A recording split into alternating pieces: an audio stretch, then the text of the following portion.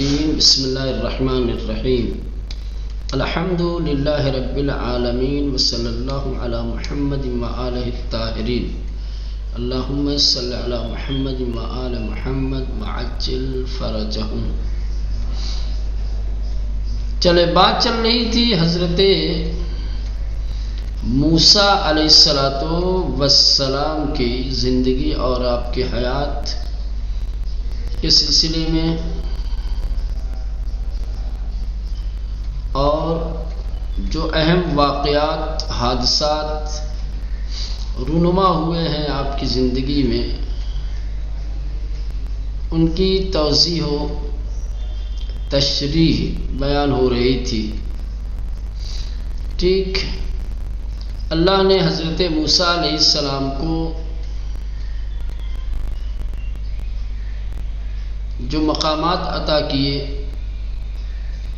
جن اوصاف سے مشیت نے جناب موسیٰ کو یاد کیا ہے، قرآن میں جو صفات جو اوصاف آپ کے بیان ہوئے ہیں اس سے آگاہ ہوئے۔ آج جو ہے آپ کی زندگی اور حیات میں پیش آنے والے اہم واقعات سے آپ کو آشنا کرائیں گے۔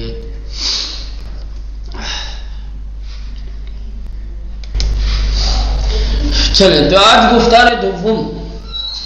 جو حضرت موسیٰ علیہ السلام کی بعثت، آپ کے اعلان نبوت سے پہلے جو واقعات رونما ہوئے ہیں، اس میں 3 اہم واقعے ہیں۔ سب سے پہلا واقعہ آپ کی ولادت اور آپ کی پرورش کا ہے، آپ کے رشد و تکامل کا ہے۔ اس کے بعد دوسرا اہم واقعہ ایک قبطی شخص کے قتل کا ہے۔ تیسرا اہم واقعہ مدین کی جانب، یا مدین بھی پڑھتے ہیں مدین بھی پڑھتے ہیں، اس کی طرف آپ کی مہاجرت کا۔ یہ 3 اہم واقعات جن کا تعلق بعثت سے قبل کا ہے، ان 3 اہم حادثات اور واقعات کی طرف روشنی ڈالیں گے اور آپ کو اس سے آشنا کرائیں گے۔ سب سے پہلے آپ کی ولادت کے بارے میں، حضرت موسیٰ علیہ السلام کی زندگی کا آغاز اسی اہم واقعے اور حادثے سے ہوتا ہے، جو آپ کی زندگی کا بہت بڑا واقعہ ہے، اور اس واقعے کی اہمیت اتنی زیادہ ہے کہ اللہ نے باقاعدہ طور پہ اس واقعے کو قرآن میں جگہ دی ہے۔ یکی از شگفت انگیز ترین حوادث زندگی حضرت موسیٰ علیہ السلام، آغاز حیات اوست۔ کہہ رہے کہ حضرت موسیٰ علیہ السلام کے زندگی کے سب سے حیرت انگیز واقعات اور حوادث میں سے ایک آپ کی زندگی کا آغاز ہے۔ آپ کی ابتدا، آپ کی زندگی کا آغاز اہم ترین واقعے اور حادثے کے طور پر آپ کی زندگی میں رونما ہوتا ہے۔ اہمیت انجریان بے اندازے اس کے، کہہ رہے ہیں کہ اس واقعے اور اس حادثے کی اہمیت اتنی زیادہ ہے کہ خداوند متعال نے در ابتداء بعثت موسیٰ، حضرت موسیٰ علیہ السلام کے بعثت کی ابتدا میں، یعنی جب حضرت موسیٰ علیہ السلام کو اللہ کی جانب سے اعلان نبوت کا حکم ملا ہے، تو اسی کے آغاز میں، اسی کے ابتدا میں ان را بعنوان من، یعنی عنایت خاص سے خود نسبت بیان حضرت ذکر میں کنات، اللہ نے اس واقعے کو، یعنی آپ کی ولادت والے واقعے کو من کے طور پہ ایک خاص عنایت، ایک خاص احسان کے طور پر ذکر کیا ہے اور یاد دلایا ہے حضرت موسیٰ علیہ السلام کو کہ کس طریقے سے میری خاص عنایت، میری خاص توجہ، میرا خاص احسان تمہارے اوپر رہا ہے، کہ میں نے دشمن کی آغوش میں تمہیں زندہ رکھا، تمہیں حیات رکھا، تمہیں پرورش کے لیے دیا، کس طریقے سے ہم نے تمہاری زندگی کا بندوبست کیا ہے، کس طریقے سے ہم نے ظالم کے ہاتھوں قتل ہونے سے تمہیں بچایا ہے۔ تو اس ابتدائی واقعہ اور حادثے کی جہاں سے آپ کی زندگی کا آغاز ہوتا ہے، جو آپ کی ولادت کا مسئلہ ہے، یہ واقعہ حضرت موسیٰ علیہ السلام کی حیات اور زندگی کا حیرت انگیز اور تعجب خیز واقعہ ہے کہ جس کو بعثت کے ابتدا میں ہی اللہ حضرت موسیٰ علیہ السلام کو یاد دلاتا ہے بعنوان من کا مطلب ہوتا ہے عنایت خاص سے خود، کہ اللہ کی خاص عنایت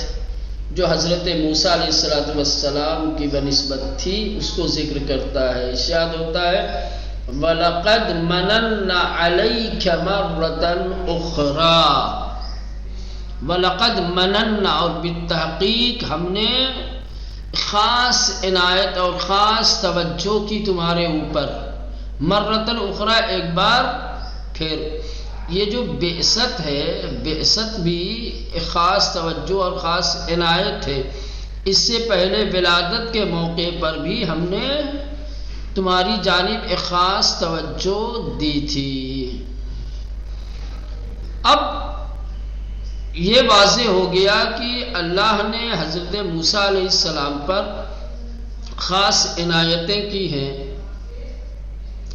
مشیت کی خاص نظر رہی ہے حضرت موسیٰ علیہ السلام پر۔ اللہ کی عنایتوں کے مراحل کیا تھے اس داستان میں، جو آپ کی زندگی کا ابتدائی داستان اور واقعہ ہے، ٹھیک ہے، اس میں مشیت کا، خدا کا خاص کرم، خاص احسان حضرت موسیٰ علیہ السلام کے ساتھ کن مراحل پہ رہا ہے، ان مراحل کو بیان کرنا چاہتے ہیں۔ مراحل عنایت الہی در ان داستان، اس قصے میں، اس داستان میں اللہ کی عنایت کے جو مراحل ہیں، جو درجات ہیں، کہاں کہاں پر، کن کن مرحلوں میں، کس طریقے سے اللہ نے احسان کیا ہے، خاص توجہ دی ہے۔ در این ماجرا ارادہ خدا برآن بود کہ موسیٰ مورد عنایت خاص باشد، کہنے کہ اس داستان میں مشیت کا ارادہ یہ تھا کہ موسیٰ کے اوپر اللہ کی خاص توجہ اور عنایت ہو۔ یقیناً حضرت موسیٰ علیہ السلام کے زندگی کے اس مرحلے میں مشیت نے اگر خاص توجہ کا، خاص عنایت کا ارادہ نہ کیا ہوتا تو جس طریقے سے ہزاروں بچے تحت کر دیے گئے، حضرت موسیٰ علیہ السلام بھی تحت کر دیے جاتے۔ لیکن یہ ارادہ پروردگار تھا، ارادہ مشیت تھا کہ اس نے جہاں لاکھوں بچے قتل کیے گئے اور جہاں ہر طریقے سے مامور بٹھائے گئے تھے اور فرعون کے افراد اس بات پہ مامور تھے کہ وہ پتہ کریں، وہ نظر رکھیں کہ کس کے یہاں حمل ہے، کس کے یہاں ولادت ہو رہی ہے، اور پھر جہاں کہیں بھی اس بات کا علم ہوتا تھا، پتہ چلتا تھا کہ کوئی عورت حاملہ ہے یا کوئی بچہ دنیا میں آیا ہے، فوری طور پر اسے ضائع کر دیا جاتا تھا۔ تو اگر خدا کی خاص توجہ، خدا نے اپنی خاص توجہ کا ارادہ نہ کیا ہوتا، اللہ نے حضرت موسیٰ کی حفاظت کا ارادہ نہ کیا ہوتا، ان کے ساتھ نیکی اور احسان کا ارادہ نہ کیا ہوتا، تو اصلاً حضرت موسیٰ کی زندگی بھی خطرے میں تھی۔ لہذا در ان ماجرا، یہ جو حضرت موسیٰ علیہ السلام کی زندگی اور حیات کا ابتدائی واقعہ ہے، ارادہ خدا برآن بود کی، اس واقعے اور اس حادثے میں مشیت کا ارادہ یہ تھا کہ موسیٰ علیہ السلام مورد عنایت خاص باشن، کہ حضرت موسیٰ علیہ السلام مشیت کی خاص توجہ اور عنایت کا مرکز بنے۔ وَلِتُصْنَعَ عَلَىٰ عَيْنِي، یعنی خدا ایک خاص نظر رکھے ہوئے تھا، خدا مراقب تھا، محافظ تھا، اس طریقے سے جس طریقے سے ماں باپ کے سامنے بچے ہوتے ہیں اور ماں باپ کی ایک خاص توجہ اور نگاہ بچے کو ہر طریقے کی غضنظ اور نقصان سے بچاتے ہیں، اسی طریقے سے بلکہ اس سے بہتر طریقے سے خدا حضرت موسیٰ علیہ السلام پر نظر رکھے ہوئے تھا اور ان کی محافظت اور مراقبت کر رہا تھا۔ وبراساس آموزہائے دین اصل در مشیت الہی آنس کہ ارادہ خویش را از راہائے عادی و طبیعی اجرا نماید، مجراہائے تحقق ارادہ الہی در انجریان عبارت بودن است۔ کہہ رہے کہ اگر آپ دین کے بنیادی تعلیم کو دیکھیں تو دین ہمیں جو تعلیم دیتا ہے، دین کی بنیادی تعلیم یہ کہتی ہے کہ مشیت الہی یہ ہوتی ہے کہ وہ اپنے ارادے کو عادی اور طبیعی راستوں سے اجرا کرے۔ مشیت اپنے ارادوں کو طبیعی اور عادی راستوں سے ہٹ کر کے اجرا نہیں کرتی ہے۔ مشیت جو بھی ارادہ کرتی ہے وہ چاہتی ہے کہ میرا ارادہ طبیعی اور عادی راہوں سے حل ہو، وہ اپنے ارادے کو متحقق کرتی ہے، اس کا ارادہ متحقق ہوتا ہے طبیعی اور عادی راستوں سے۔ اللہ نے حضرت موسیٰ علیہ السلام کی مراقبت کے لیے، ان کی محافظت کے لیے اور اپنے ارادے کو کہ جو حضرت موسیٰ علیہ السلام کی حفاظت تھی اور مراقبت تھی، اس کے تحقق کے لیے طبیعی اور عادی راستے کا انتخاب کیا۔ اب کس طریقے سے ارادے پروردگار متحقق ہوا ہے اس واقعے میں اس کو آگے بیان کریں گے۔ وبراساس آموزہائے دین کی تعلیمات کی بنیاد پر اصل در مشیت الہی، مشیت الہی کی اصل یہ ہے کہ ارادہ خویش را کی مشیت اپنے ارادے کو از راہائے عادی و طبیعی، عادی اور طبیعی راستوں سے اجرا کرتی ہے، یعنی عمل میں لاتی ہے۔ خدا اپنے ارادے کو متحقق کرنے کے لیے طبیعی راستے کا انتخاب کرتا ہے۔ مجراہائے تحقق ارادہ الہی کے تحقق کے جو راستے ہیں، جو طریقے ہیں، در ان جریان اس واقعے میں، کس میں؟ حضرت موسیٰ علیہ السلام کی ولادت کے سلسلے میں اور آپ کی زندگی کے ابتدائی مرحلے میں ارادہ الہی جس طریقے سے متحقق ہوا ہے اس کی کیا صورت تھی؟ وہ یہ ہے اس طریقے سے۔ نمبر 1، یہ سب ارادے الہام راہ حل بمادر موسیٰ، اللہ نے سب سے پہلے الہام کا راستہ اختیار کیا، مادر موسیٰ کو الہام کیا اور الہام کے ذریعے سے راہ حل کی نشاندہی کی کہ بچے کی جان خطرے میں ہے، اگر اس بچے کی زندگی پیاری ہے تو اس کا راہ حل یہ ہے، یہ راستہ انتخاب کیا جائے کہ اسے اپنے گھر اور اپنی آغوش میں جگہ نہ دی جائے بلکہ اس کو دریا کے حوالے کر دیا جائے۔ تو مشیت نے اپنے ارادے کو متحقق کرنے کے لیے جو پہلا راستہ انتخاب کیا ہے وہ الہام کا راستہ ہے۔ الہام ایک راہ حل ہے اور یہ الہام کسی اور کو نہیں، حضرت موسیٰ علیہ السلام کی ماں کو کیا گیا، کیونکہ بہر صورت ماں کو اپنے بچے کی فکر ہوتی ہے اور ایک لمحے کے لیے ماں اپنے بچے کو اپنے آپ سے جدا کرنا نہیں چاہتی۔ اگر مشیت الہام نہ کرتی، حضرت موسیٰ آغوش مادر میں ہوتے تو جس طریقے سے دوسرے ہزاروں بچے تہہ تیگ کر دیے گئے، حضرت موسیٰ بھی بالاخره گرفت میں آ سکتے تھے، لیکن مشیت نے الہام کے ذریعے سے مادر موسیٰ کو راہ حل کی نشاندہی کی، بتایا کہ بچے کی جان خطرے میں ہے، کس طریقے سے بچے کی جان بچے گی۔ لہذا یہ الہام خداوند بے مادر وحی کر، اللہ تعالیٰ نے مادر موسیٰ کو وحی کی، الہام کیا کہ نوزاد را در صندوق بگذارد، کہ نوزاد کو ایک صندوق کے اندر رکھا جائے، وآن را بدریا افکند، اور بچے کو دریا اور اس صندوق کو دریا میں ڈال دیا جائے۔